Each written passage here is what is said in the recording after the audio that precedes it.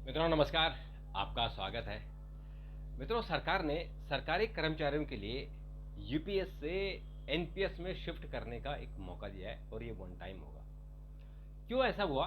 क्योंकि अभी तो सरकार ने बहुत जोर शोर से यूपीएस यानी यूनिफाइड पेंशन स्कीम शुरू की थी और उसके लिए प्रधानमंत्री को बड़ी बधाइयां दी गई। लेकिन ऐसा क्या हुआ कि यूपीएस को लेकर कर्मचारियों में फिर एक रोष पैदा हो रहा है और सरकार को अपना स्टैंड शिफ्ट करना पड़ रहा है। इस पर हम बात करेंगे। तो शुरुआत करते हैं कि जो ओपीएस है यानी ओल्ड पेंशन स्कीम है, उसको लेकर सरकारी कर्मचारी 2004 जब अटल बिहारी वाजपेयी सरकार में थे तो उन्होंने कहा कि हम ओल्ड पेंशन स्कीम को बंद कर देंगे और एक न्यू पेंशन स्कीम उन्होंने शुरू की थी। और ओल्ड पेंशन स्कीम में क्या होता है कि आप जब रिटायरमेंट होते हैं तो आपको आपकी लास्ट सैलरी का 50% आपको पेंशन मिलता है और उसके बाद जैसे जैसे डीए बढ़ता है वैसे ही पेंशन भी बढ़ती रहती है। हर 6 महीने में डीए बढ़ता है। 2004 में एनपीएस हुआ और एनपीएस में क्या था कि जो कर्मचारी हैं उनको अपने सैलरी का 10% जमा करना पड़ रहा था और सरकार को उसमें करीबन 13% अपना हिस्सा जमा करना पड़ रहा था। तो दोनों को मिला के जो रकम बनती थी वो फिर आप रिटायरमेंट के समय में उसमें जो मार्केट शेयर जो आता था यानी मार्केट में पैसा लगता है वहाँ से जो जो भी उसका प्रॉफिट होगा वो आपको मिलता था। लेकिन कर्मचारी इससे सेटिस्फाई नहीं थे। तो अब इसमें एक जो नेशनल पेंशन स्कीम है उसमें जिनकी सैलरी ज़्यादा है उनको थोड़ा सा बेनिफिट होता था क्योंकि जो उसका इंटरेस्ट रेट है वो मार्केट से थोड़ा हायर है और उसमें कुछ चीज़ें बहुत क्लियर थी। जैसे कि अगर जो कैंडिडेट है जो अगर उसकी डेथ हो जाती है तो उसके परिवार वालों को उसका बेनिफिट मिलता था, है ना? और उसमें आप अपनी रकम को रख भी सकते थे। लेकिन पेंशन आप जब रिटायर हो गए उसके बावजूद भी उसमें पेंशन रख के आप उस वहाँ से आपको पेंशन मिलती रहती है। यानी एक कॉर्पस आपका बनता है, वो कॉर्पस ह्यूज हो जाता है। अगर आप डायरेक्टर एंड एबव है तो ह्यूज अमाउंट हो जाता है, यानी 7-8 करोड़ रुपए हो जाते हैं। यूपीएस आया क्योंकि लोगों ने बहुत इस पर डिमांड किया कि हमको ओपीएस चाहिए, तो ओपीएस तो सरकार ला नहीं सकती थी, तो उन्होंने कहा एक नई स्कीम लाते हैं, यूनिफाइड पेंशन स्कीम। और उसमें सरकार ने कहा कि जो कर्मचारी हैं उनका हिस्सा तो रहेगा जो भी है 10% और 14% रहेगा सरकार का। और सरकार का हिस्सा उन्होंने एक और बढ़ाएगा, उसको बढ़ा के हम 18% कर देंगे और ये मार्केट में लगेगा। उसके बाद जो भी पैसा आएगा वो आपको मिलेगा। इसके ऊपर 50% की गारंटी सरकार देगी। यानी अगर आपको मार्केट से जो भी पैसा आएगा, माने जाए टोटल मिला के आपका इन्वेस्टमेंट लगा के 30-35% आ रहा है, रिटर्न आ रहा है, तो बाकी का जो 35 या 20% जो बचेगा वो सरकार आपकी जेब से अपनी जेब से देगी। तो इस तरह से आपको 50% की गारंटी सरकार ने दी है, ओपीएस की तरह दी है। लेकिन इसमें आपका हिस्सा है जो आप मंथली जो आप इसमें कमा रहे हैं। अब उसमें एक और प्रॉब्लम आई कि जब कैंडिडेट की डेथ हो जाती है तो फिर क्या होगा? तो उसमें एक बड़ा लूप होल था कि ये पैसा फिर सरकार का हो गया।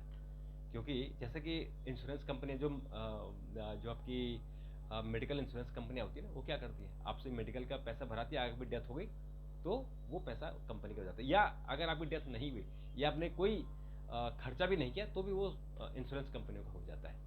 इसलिए कि वो ह्यूज अमाउंट होता है और बहुत लोग उसमें इन्वॉल्व होते हैं। कुछ लोगों को खर्च करना पड़ता है, उनको बीमार हो जाते हैं, हॉस्पिटल जाना पड़ता है, कुछ लोग नहीं जाते हैं, तो इस तरह से उनका काम चल जाता है।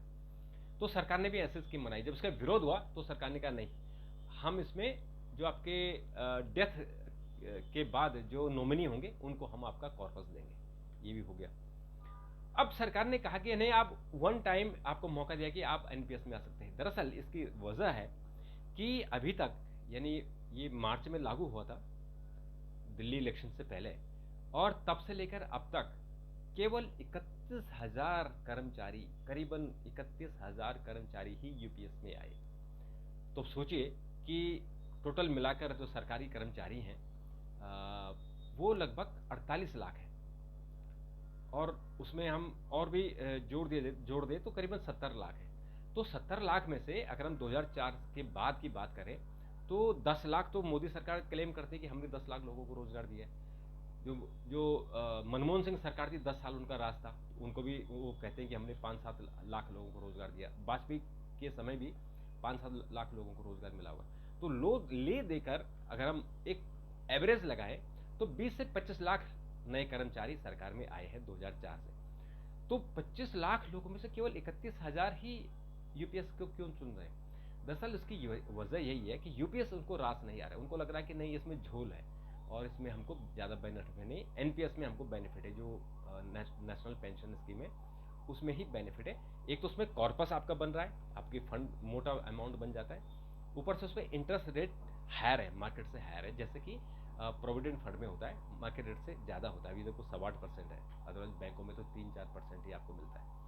ऐसे ही एनपीएस में भी इंटरेस्ट रेट हाई है। फिर वो जब वो मार्केट में लगता है, सिक्योर मार्केट में लगता है, तो वहाँ से हाई रिटर्न आता है। तो कुल मिलाकर आपका जो कॉर्पस है वो बड़ा कॉर्पस बन जाता है और आपको अच्छा पेंशन मिलती है। आप उसमें विड्रॉ कर सकते हैं, 60% तक आप विड्रॉ कर सकते हो। और ये बाकी अगर डेथ के बाद वो आपके नॉमिनी को पैसा मिल जाता है। तो इस तरह एनपीएस ओवरऑल मिलाकर अच्छी है।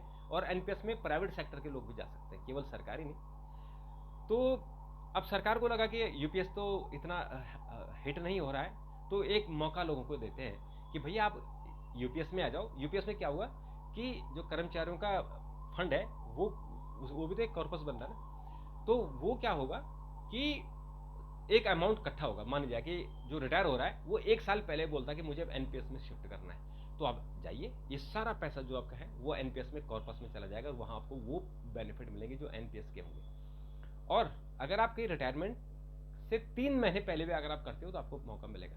लेकिन अगर आपको रिमूवल कर दिया जाता है, आपको 56J के तहत कंपल्सरी रिटायरमेंट दी जाती है, तो फिर आपको इसका बेनिफिट नहीं मिलेगा। तो इसका बेनिफिट लेने के लिए आपको रिटायरमेंट से 1 साल पहले, यानी 3 महीने पहले भी आप अगर इन्फॉर्म कर देंगे तो आपका पैसा एनपीएस में चला जाएगा। तो ये अच्छे के लिए सरकार ने किया है, आप उसका फायदा उठाइए।